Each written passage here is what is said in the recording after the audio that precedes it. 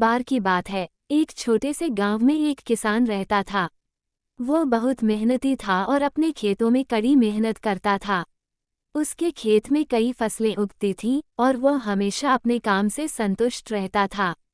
एक दिन एक सुंदर चिड़िया उस किसान के खेत के पास आई। चिड़िया ने खेत में झलकती फसलों को देखा और सोचा, यहाँ तो बहुत अच्छा खाना है।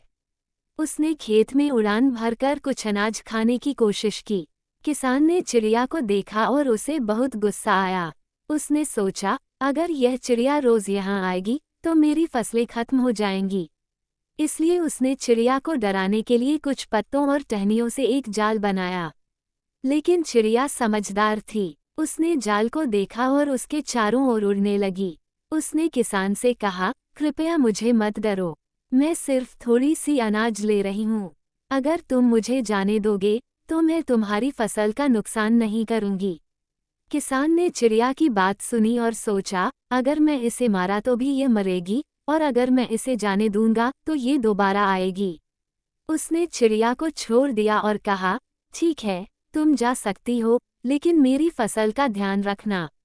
चिड़िया ने उसे धन्यवाद कहा और उड़ गई। कुछ दिनों बाद किसान ने देखा कि चिड़िया सच में उसकी फसलों की रक्षा कर रही थी। उसने अपने खेत में कीड़ों को खाकर फसलों को बचाया।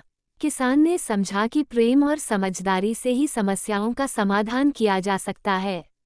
चिड़िया और किसान ने एक दूसरे का सम्मान करना शुरू किया और एक नई दोस्ती की शुरुआत हुई। इस कहानी से हमें ये सीख मिलती है कि दोस्ती और सहयोग से हम बड़ी समस्याओं का सामना कर सकते हैं।